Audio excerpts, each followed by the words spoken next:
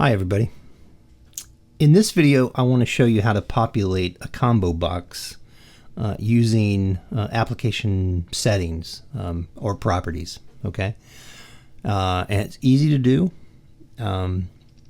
You could populate a combo box from multiple sources. You can, put the values in statically into the program, and if they're never going to change, I suppose that's not a bad idea, right?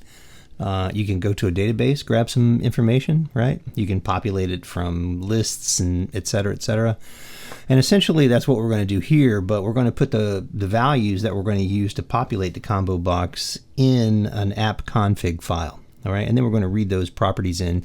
And the benefit is every time you run the program, you can, and if you need to change those, you don't have to recompile, you just change the properties.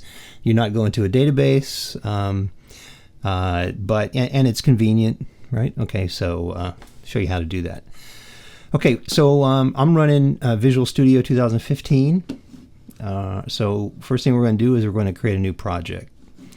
All right, so we're going to go File, New Project.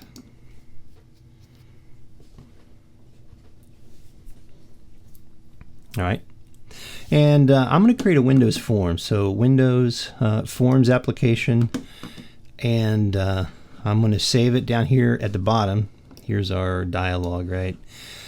I'm going to have the create directory for solution box. I'm going to check it, and I'm saving my projects in my C projects file or folder, and I'm going to call this ComboBox test. Just like that. So Windows Forms application, ComboBox test, got my projects directory set, and hit OK. Now that's going to bring up the template for the project. If you're new to Visual Studio, right, and especially if you're starting out in C# programming, it can be intimidating, because it does a lot of stuff for you behind the scenes. And if you're not really sure what the heck's going on, you're kind of paralyzed because you don't want to break anything. So along the way, maybe I can alleviate some mystery. Okay. If you want to get right to the combo box piece, I'll put some links with times down below for you. All right. So first thing I like to do is, once I get settled, is you got your form up here. This is your designer, right? You can only go so far in your designer, and then you have to go into the code to actually get stuff done. But you can get a lot of, as far as the layout and how everything looks, the designer is invaluable, right? It saves a lot of time and headaches. So here we have the main window, and what I like to do first off is run the project, and that compiles everything and makes sure that at least the project that you set up is good to go, right? So here's our form, and it has a lot of functionality right out of the box. We can drag it, okay, we can resize it, we can move it around the screen, okay, we can maximize it, minimize it, but what I'm going to do first off is I'm going to use these properties down here on the lower right corner, and I'm going to find the name or the name of this up here in the window of the form. It says form 1. That's called the text property. All the controls have a text property, right? So I'm going to call that ComboBox test.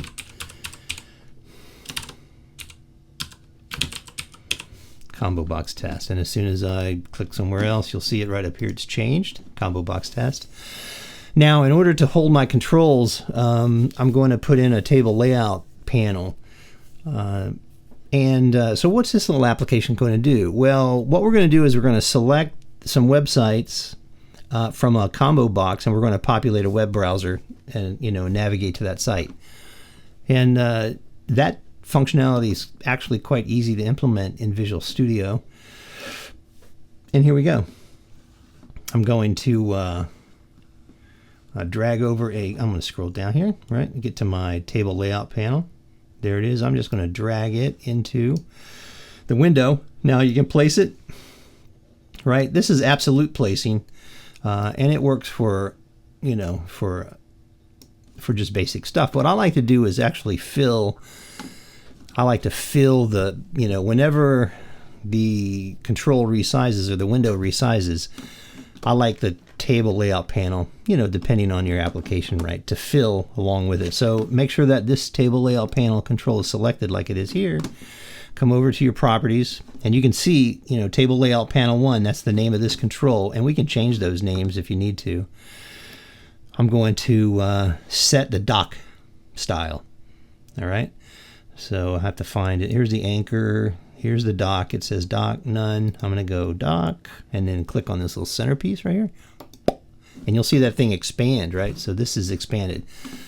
And by default, the table layout panel has 2 columns and 2 rows. If you click up here on your designer, there's a little triangle right there. Click there, and we can edit the rows and columns. Now, what I'm going to do is I'm going to change the value of the top row. So I've got row 1 selected, and I'm going to make it absolute, and I'm going to make it 30 pixels. Just like that. Hit OK. The bottom row can be %, and that's it. And what I'm going to do is I'm going to put a label over here in the first row, first column, and I'm going to put the combo box in the second column, first row. So let's go ahead and drag those controls in. Look for label. The person behind me can always see the code better than me, but here I'm going to drag label there. Now, in order to get that thing to look nicer, right, I'm going to go over here to my properties. All right, I don't need to rename the label. The control name and what the value it displays are 2 different things. What I'm going to do is I'm going to say select a website, colon, like that. All right, now I want to align it.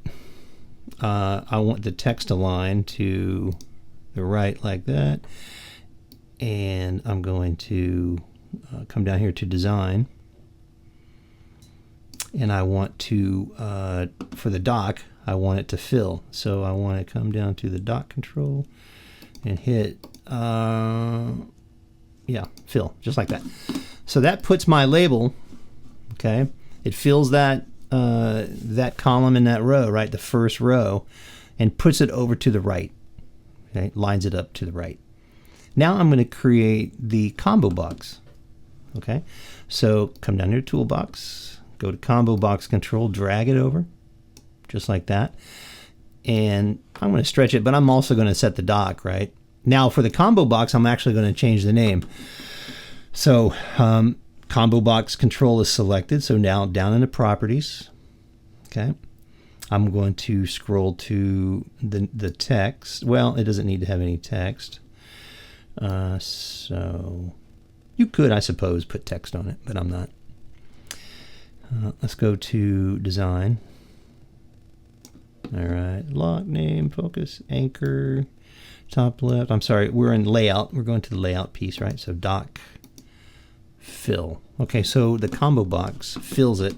Now, in the design section, we have the name of the combo box. I'm going to name this website combo box, like that. So that's the name of the control, and the name of the control is how you access it in your program when you start coding. Now, one more layout component I'm going to add is the web browser. So go to Toolbox, come down to the web browser, and drag it over here, and put it in the first. That's the only place it'll go. Okay. And the name of this control, let's find the name first, right? The name in the design section is Web Browser 1. We don't need to change that for this example.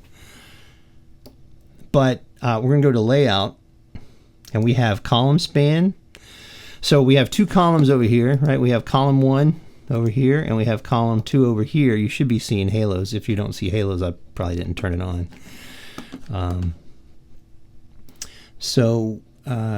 What I want to do is I want to set my column span. So for the layout, I have, it's not layout, let's see, design. I'm sorry, I have to select, make sure that web browser control is selected. Okay, and go to layout, come down here to layout. So column span, I'm going to change that to 2. as soon as I click over here, you'll see that the web browser control has now spans the two lower column, the whole row. It spans the columns 1 and 2 in row number 1. Okay, this is row 0. This is row 1. This is column 0. It's column 1. Okay. Now let's run this. Start. And there won't be any values in the combo box at this time, but at least we can check the layout, right? So we're checking the layout. Okay. All right, so everything's looking fine. If we click on the combo box, it just opens, but there's nothing in it. Okay, now let's go ahead and populate the combo box with values. Okay. Well, first off, before we can populate the combo box, we have to define some values that are going to go into the combo box. And we're going to do that with application settings. So come over here to the properties. This is in the Solution Explorer. Make sure your Solution Explorer is open. And here's this is the main solution, right? ComboBox Test. It has one project, ComboBox Test project. And underneath, all this stuff is automatically created, right? We have a properties section. We have references. If you open up references, you'll see these are all the default DLLs that are, libraries that are loaded for a Windows project. And we have properties, right? So open up the settings, double click settings, and we're going to add a new setting called websites. And it's going to be a list of websites, specifically a string. So I'm going to make it a collection. So it's a system collection, right? I'm going to do that again. So we have all these different types. A setting can be a bool, a byte, a char, decimal, and you see the list here, right? But I'm selecting a collection, specialized string collection. Scope's going to be application. Now click on value, and you'll see over here to the right there's 3 little dots, ellipses, right? Click that, and now I'm just going to say http://warrenworks.com. Return http pulp free press.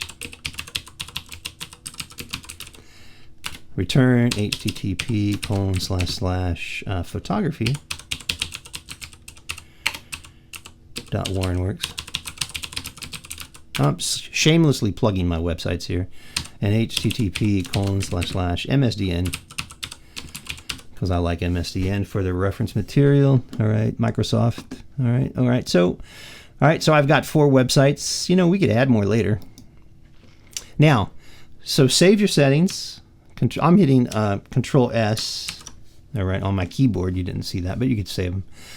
And now, so what does this do? So we can edit the settings here, right?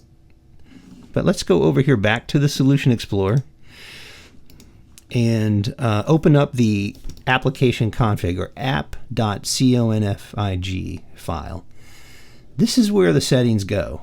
All right. So your app, when your application builds, you're going to have a configuration file that goes along with your executable.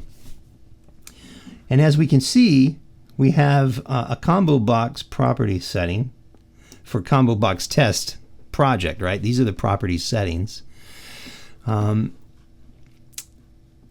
We have, if you've never taken a look at these AppConfig files, it does take a little getting used to, but here we have configuration sections. We have 2 configuration sections. We've got an application settings, right? Actually, we have one with a subsection, application settings. And within that application settings group, we have a section called ComboBox properties settings, or ComboBox test. So that's the name of a project, right? ComboBox test.properties.settings. And so here we have ComboBox. So within application settings, we've got ComboBox test properties settings. And within those property settings, we have one setting called websites. And it contains, the strings that we entered into the list of strings, right? So here we have an array of strings. And here's our values. String, right there. warrenworks.com, http://pulpfreepress.com, etc., etc. So generally speaking, when you're when you make a change to the settings file or the settings, those changes will be reflected in your AppConfig. But sometimes those settings can get out of sync. Okay, and so every time you make a change to your settings, to this settings, every time you add something or take away something here, you really want to go back to your AppConfig and make sure that those changes were reflected in your AppConfig file, because you can get some weird behavior that you're going like, why is that doing that to me, if you don't make that connection and that verification that those settings did actually change. Now, here's where you have to put away your designer and actually dive into the code.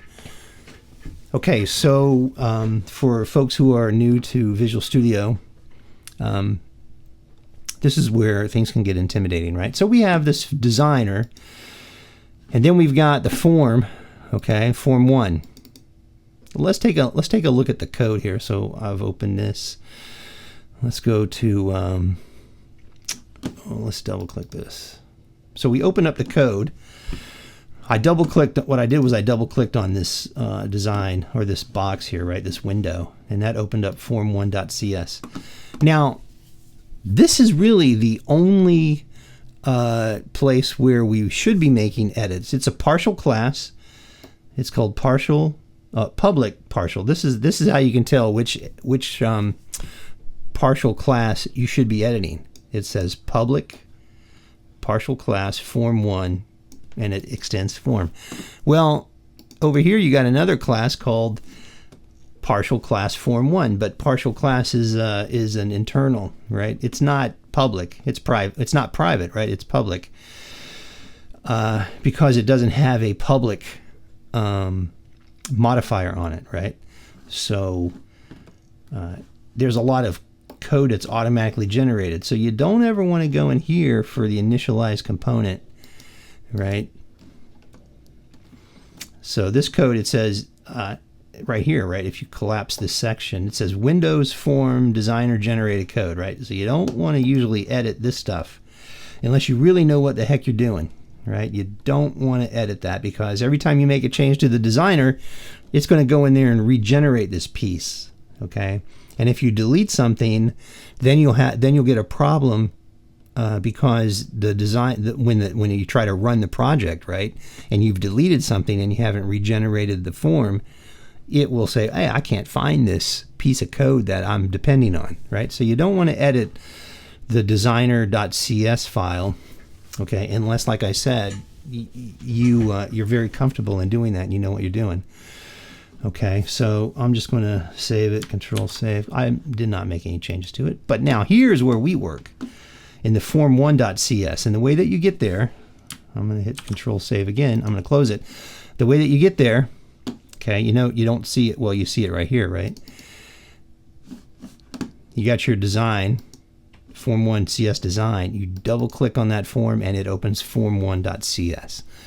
This is the code that actually implements. So what we're going to do is, you've got one method here that has no it's got an implementation, but there's nothing in the body of it, called form.load. And sometimes, for advanced applications, you're going to want to do something when the form actually loads up, like initialize, resources and stuff. I'm just going to come down here and work right below the constructor. Now, so let's go back to our design. We have our basic form laid out. We have defined our properties, our array of strings, our websites, right? Our property called websites that we want to use in the form to populate the combo box. So we go back to form1.cs, and we have to create a method. I'm going to create a method called initialize combo box. So it can be private, void initialize combo box, just like that. And now what I want to do is I want to get those properties from the AppConfig file, really. And there's a way to do that the application provides. And I want to go through each one, and I want to set the values on the combo box. So that's kind of just thinking out loud pseudocode for what I want to do. And one of the probably the easiest ways to do it traditionally is just go through with a for each statement. For each string, because it's a collection of strings, s in and when this is where we go properties, right? It's actually let's see here, preferences.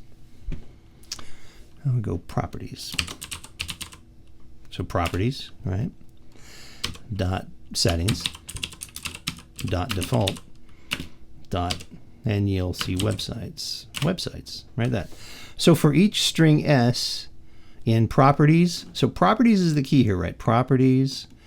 Dot settings. Dot default. Dot websites. Okay. Open brace, closing brace. Now we're going to go through the website combo box. Website combo box dot items dot add s, just like that. Okay. Now let's go ahead and save that and run it. Okay, so while this thing loads, all right, fine. So now when we do the pull down, we don't see anything. Hang on a second here. Website combo box, default settings.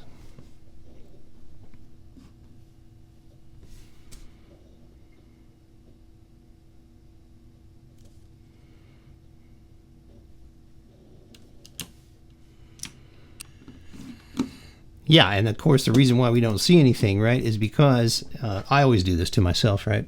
I got to pull my head out of my booty. We have to take this method, initialize combo box, and we have to put it into the constructor, right? That's the reason we don't see anything. So we come back down here, hit return, and we go initialize combo box, just like that. Hit semicolon, save. Okay, so now, to quickly review before we run it, in order to populate the combo box with items from the properties file or the settings file, we have to say use a for each string, right? String s in properties.settings.default.websites, and then add it to the collection of items for the combo box. Okay, and then take this method that we created. I called it initialize combo box, and add that to the constructor because it has to, be called before it will work. So let's start. Now we shall see some stuff when we do the pull down list, right? So here we have websites we can select from. Okie dokie. And that works fine. Now, if we want the combo box to be automatically populated with something when we actually power up, we can just add to the initialize combo box method. We can say website combo box dot selected index equals, I'll say equals 0. I've got no preference here. Okay, now when we run it, we have a website that's automatically populated. All right, now that we've got the populated combo box with website URLs, let's actually do something. So when you select something with a combo box, generally, you can do it a couple different ways. You select, like on the web, usually what you see is you select the item and then you hit a button, go, right? Or, you can actually handle the event, okay? So the event that we have to implement on the combo box in order to do something when we make a change, there's a couple different events that we could actually implement. But I'm going to implement the index changed, okay? So for the combo box, there's a selected index changed event. And how do you know all this stuff, right? So if you're looking for information on combo box, right? So you go to Google.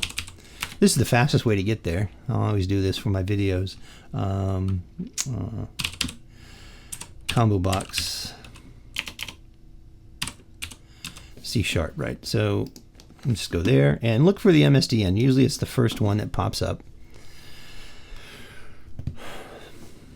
So when that loads, it'll give you the documentation for the ComboBox. And what you're looking for is, there's methods and properties and events. In this case, we're looking for an event, and we want to know how to handle an event on the ComboBox. And the one that we're looking for is selected item or selected index, right? So selected value, selected index changed, and it'll give you the form, okay, and some examples of the code. So you come down here and you'll say, oh, well, okay, selected index change. So really the important part is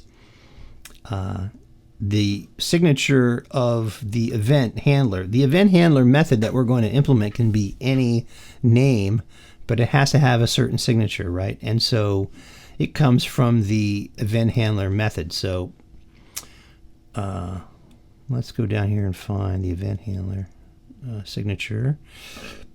It gives it to you right here. You have to have two arguments, object sender and event args, system event args. Okay.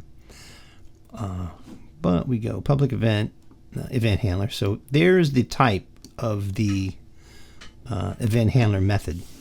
All right. So let's just go back to the code and implement that method. So it's very simple. I know people who know how to program tell people who are learning, oh, it's very simple, and they want to just punch the shit out of them, right? So it can be private void.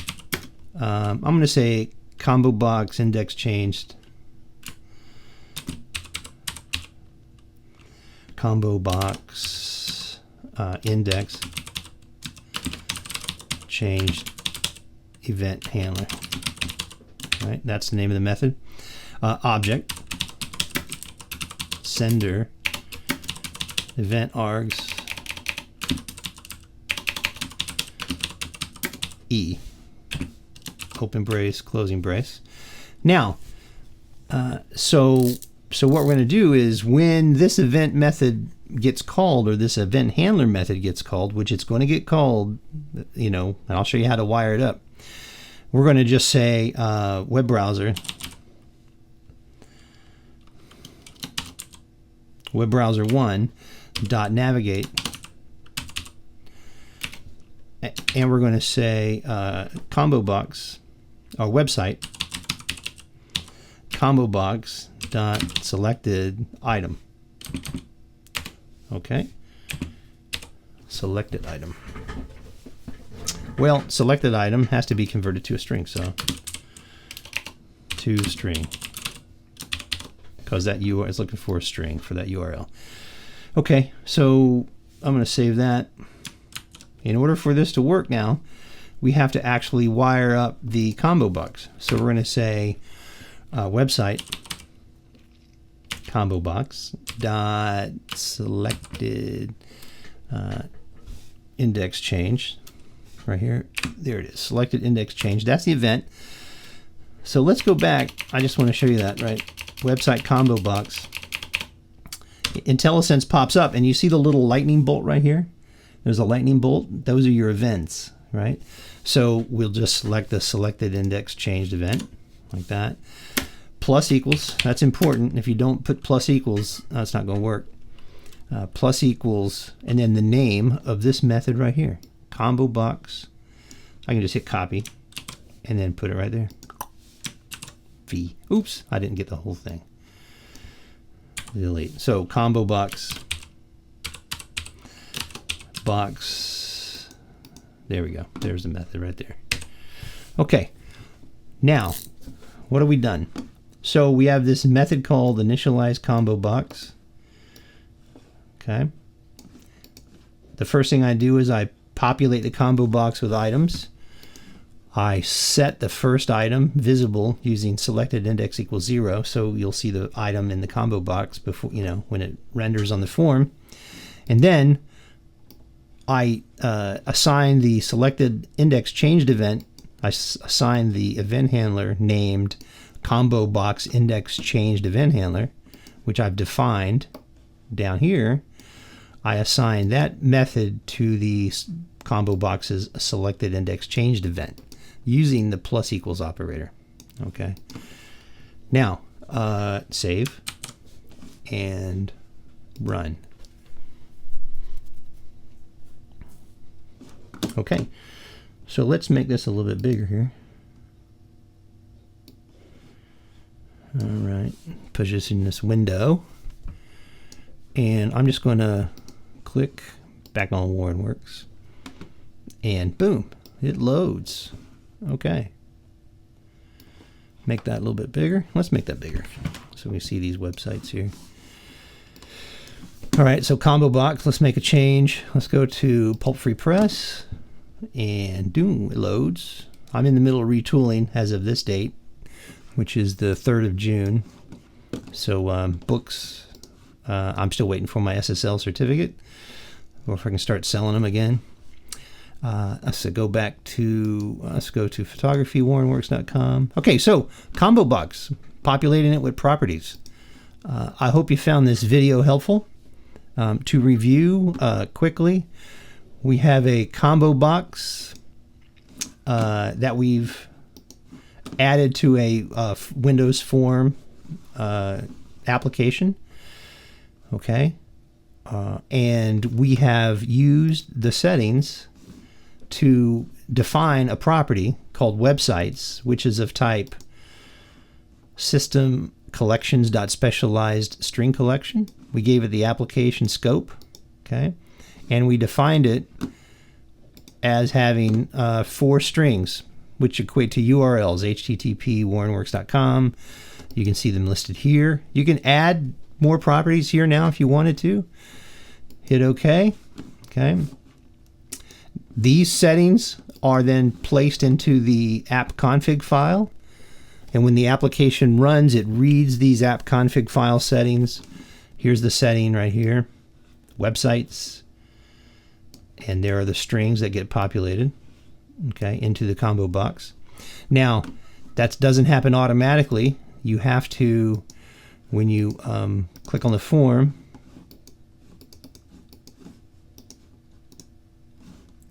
okay, I just think Visual Studio locked up. Let's start here. Okay, that runs. Okay, I don't know why that glitch happened. So we have the form. So in order to edit the form, you double click, and that gives you the code behind that's associated with the form. Okay, this is where you have to then come in and populate the ComboBox using custom code that pulls the settings from properties.settings.default, and there's your website's property. Okay. If you have questions or comments, please do not hesitate to contact me, Rick at pulpfreepress.com, and I appreciate your time, and I hope this video helped you. All right. Have a nice day.